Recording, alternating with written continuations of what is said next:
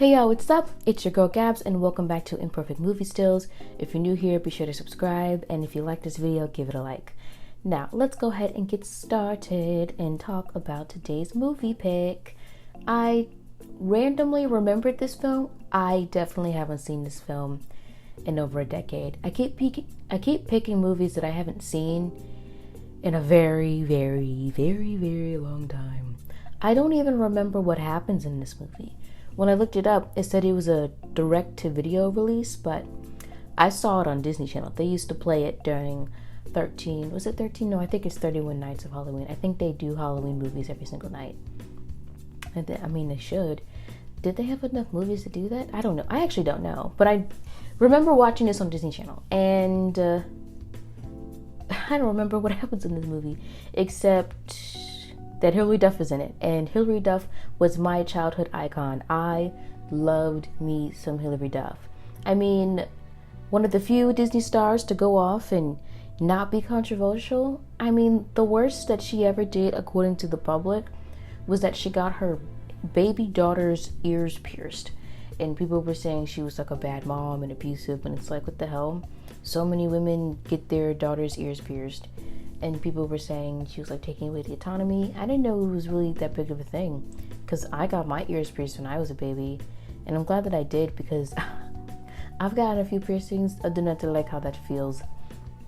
So I'm digressing. Hilary Duff is unproblematic. You cannot be mad at this woman. She has done nothing. You've heard no scandals, no nothing. That doesn't mean she wasn't wild. It just means we never knew about it. And when she did Casper Meets Wendy, she had to have been like, she looked really young. I'm talking like 11 or something like that. But after she did that, she was like, in my world, she was everywhere. So do you see how terrible? We're also going to talk about the drawing, of course, but Casper's hands were a fail for me. And I ended up giving him just little like pointer blobs because those fingers were just not working out for me. But anyways, Hilary Duff was like everywhere for me as a kid. You had Casper Meets Wendy. You had Lizzie McGuire. The Lizzie McGuire movie, which is still an iconic film to this day. You cannot tell me this film is not phenomenal. I mean, are there questionable things about the film? Yes. Like how, I don't know, the fact that the guidance, what's not the word? I forget the teacher's name, but the teacher that was like not the guidance. Did she offer guidance? No. The guardian teacher who was watching over all the students didn't notice that Lizzie was literally skipping out on everything. If a student is really that sick, then you just send them home. But now she got to just ride around Italy with the biggest Italian pop star who turned out to be a mega fraud. That was just crazy. Like, that whole plot was just insane. I would definitely watch that movie again now. I had it on VHS. I'm not that old, but damn it, I had that movie on VHS. And it's funny because I didn't really watch Lizzie McGuire that religiously, but I watched the movie religiously. Matter of fact, when I was in high school, I went to an arts high school, and it was in conjunction with this community art center. And the art center had this donor offer to pay for 15 students to go on a European art trip. So I was one of the 15 students, naturally. And we went to Barcelona and Rome, and it was lit because we had the Lizzie McGuire movie to go to Rome, and we had Cheetah Girls 2 to go to Barcelona. I mean, I was living the dream. But I'm digressing from the Hilary Duff history track. Other things that she did, A Cinderella Story, it's the only one that I acknowledge. I do not acknowledge the Selena Gomez one. I don't acknowledge the Lucy Hale one, and any other direct-to-video ones they just spit out for cash cows. I only acknowledge the Hilary Duff and Chad Michael Murray version. It is the only one worth a dime, times millions. That movie is so great. I used to have that on DVD, and she was great in that. I also had Material Girls on DVD, which Hilary Duff did with her sister Haley Duff. And Haley didn't really act that much, as far as I knew, but I could watch that movie over and over and over again. God, I wish I still had that DVD. I know for a fact I do not still have that DVD, but it's a crime that I don't. It is a crime that I don't. Did she do, Hillary definitely did other things. She was in that movie, I think it was called Raise Your Voice with Kat Dennings, the girl from Two Broke Girls. Oh my God, I haven't seen that movie in years, but that movie was good too. I remember being emotional about it. She did a few other things too, like some other weird indie movies. And then I remember she was like in some, I think it was like a Lifetime TV show where she played like the side character, and like the main character was like this woman working at some sort of place and she was lying about her age. I don't really remember. And then I remember she was in some movie called Beauty in a Briefcase, which I never watched. I probably won't ever. Maybe I might, just because it's Hilary Duff. And then Hilary Duff's music. I wasn't really a huge fan of her music, but everybody knows Come Clean, Come Clean, Come Clean, Coming Clean. You know the song. With Chad Michaelberry in the music video and the rain pouring down, I listened to that song for the first time in over 15 years, and wow. When you're thinking about that person, you play that song. Because it was like, oh, let the rain fall down, I'm coming clean, I'm coming clean. Hilary Duff was that girl. Like, she was that it girl. You can't tell me nothing. Nothing. Okay, let's get into this picture. This picture was kind of fun. Casper was easy to draw, but also for some reason, because he also seemed so easy to draw, I struggled just a little bit. You're going to see later to do his eyes, and you see that fugly looking hand. It was just so weird. And I'm a little annoyed with how Hilary's body came out looking, because I just feel like she's supposed to be leaning forward, and so that line that goes all the way to the end of the page towards the left is supposed to be like her back. But by the time I finish it, it doesn't really look like it. It's kind of weird. You see me mess up right here. Eventually I'm going to erase all of that, and it's annoying. I hate it when I put so much effort.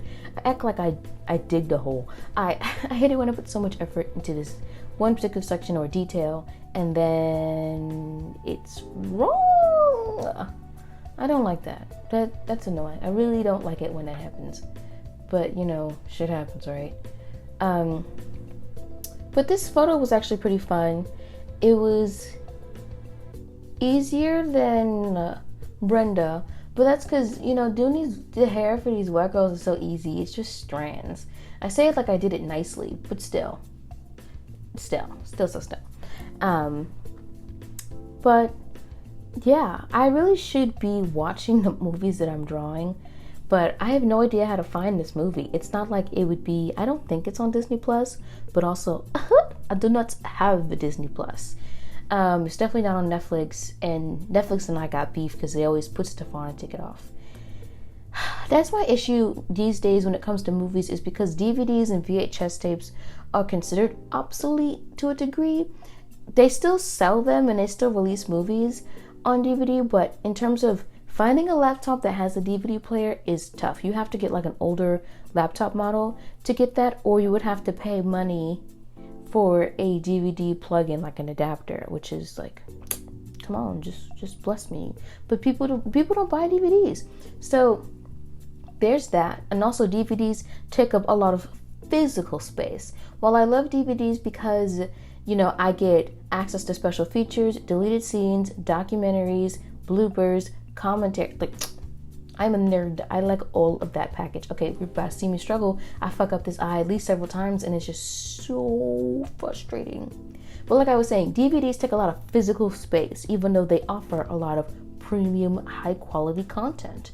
But if I own a movie like online, like let's say if I buy it or on Amazon Prime, it's just annoying because I can only access it when I have internet access. And what I liked about having DVDs was that I could watch my movies as long as I had electricity. I didn't need electricity and internet access. And I know we're in that time in the world, well, at least if you live like in a rich country, I say rich, yes, country, technically it feels like Wi-Fi and internet access is essentially a human right at this point. To not have it is just wrong. It's just wrong, because the entire world is plugged in. You see, I kind of made up for the hand. I don't know what it is about hands that are just so difficult, but they are. But like I was saying, access to movies can be really difficult especially because I'm not in college anymore. It's just so irritating. Not being in college, I would have the art and music library at my university, and you would actually have full-on DVDs. And then you would also have access to internet movie databases to watch stuff. Now I gotta pay, and it's like, I don't want to pay. You don't realize how expensive it is to be a movie lover when you gotta be the one to pay for the damn movies. So it's annoying. It's annoying. It's annoying. Let's talk about Casper. Casper the Friendly Ghost has been a character that's been around for a very long time. Like, I remember being a kid and somehow I got my hands on these like old Casper the Friendly Ghost like videos, and he's been around for a long time. I remember this version with Hilary Duff, and there's another version with Christina Ricci. I forget what it's called. It's like something Casper, no shit, but I think I always liked that one more. I'm pretty sure I had that one on VHS. Because I used to watch it.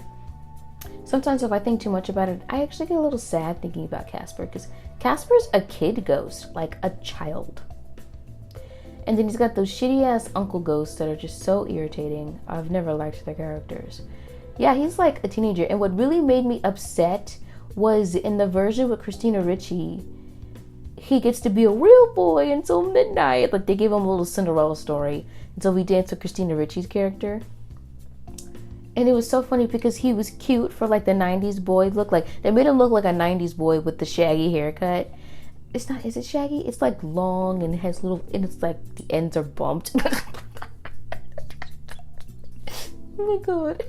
And it's like, Casper's been dead for decades. He would not look like no 90s boy, no 90s white kid from like a Nickelodeon show. But whatever. That's not why we're here.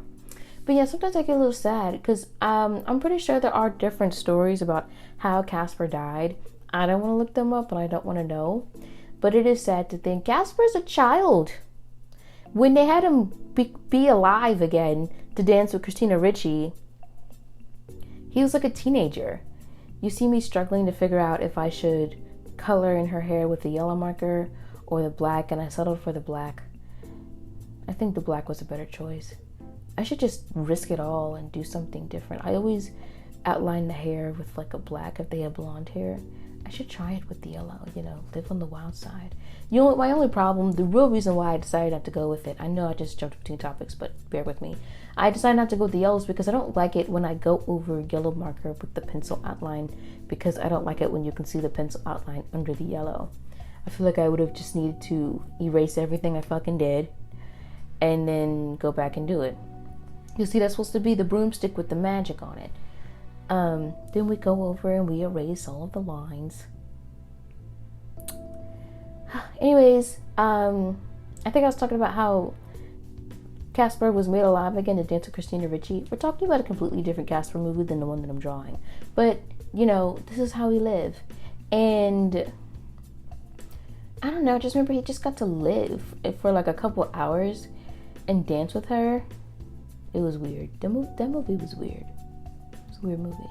I remember that one more than this one. And even then, I don't remember what happens in that one. I feel like this picture would have been nice if I would have left it like this. But you see my dilemma? So it's supposed to be like you see her back and she's leaning forward, but it doesn't look like she's leaning forward. It looks like she's sitting up. And that back part with the little red shape in the line is just some random thing and not actually her back. So we'll work on it.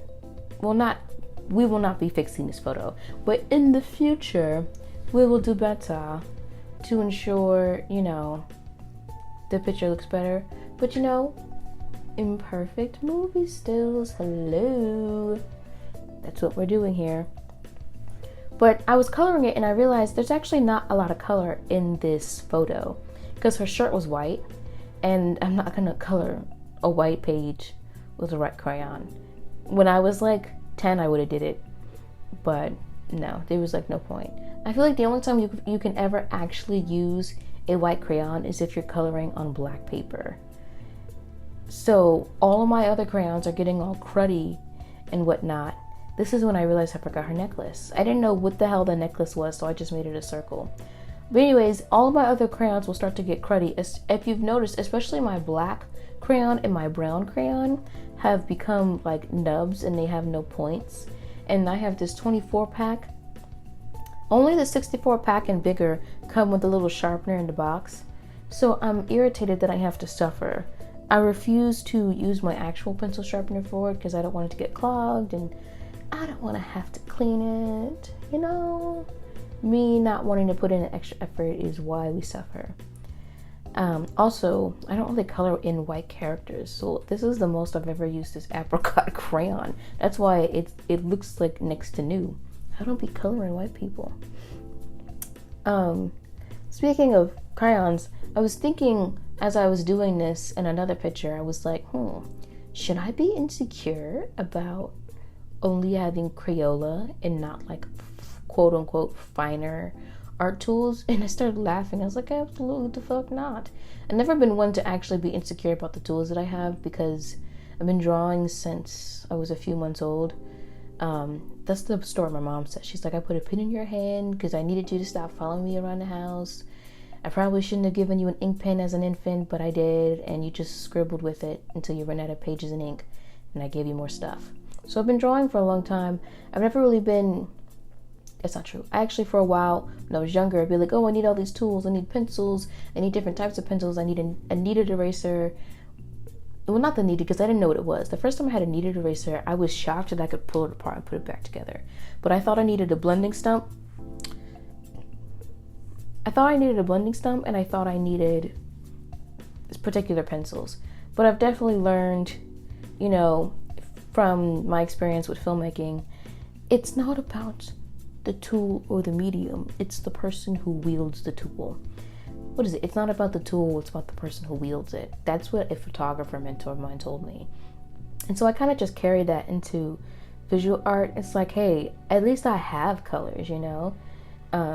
So I'm able to be creative and just do stuff. And eventually different things will come along the way. Let me pause. First of all, why does a ghost have eyebrows? I cannot be the only person asking this question. Why does a ghost have eyebrows? He has no other type of hair, but he has eyebrows. I'm like covering up his face so I don't see the eyebrows. I guess he would look slightly creepier without it, but my point still stands. My point still stands. Anyways, we are not going to be insecure about having Crayola. At least these Crayola crayons are stronger than the crayons I would get as a kid from restaurants. I used to always take the crayons home. I mean, aren't you supposed to? And I remember I used to have this huge box just filled with crayons, and I would save them and color with them in my coloring books because I used to color a lot as a kid. And they would break, and I used to hate that so much. You know, our hair looks nice. It actually looks like real hair. You know, I am slaying it. But I feel like the way I did that shoulder and sleeve, it just doesn't look like that part where her hair is resting on her back. Ugh. You know, we'll find another day to have a victory, but the victories today are in the hair and the hat. I think that looks exquisite. Exquisite. Doesn't that look nice? I think I did a really nice job. And then she's in the sky, so let's just scribble a little sky color. Bada bing, bada boom. Ooh, Casper Meets Wendy. I think that looks great. That looks great. Yeah. Yeah. Yeah! Oh, hail to the yeah. If you enjoyed this video, make sure you give it a like. Thanks so much for checking it out. Subscribe for more, and I will see you in the next one. Peace out, y'all.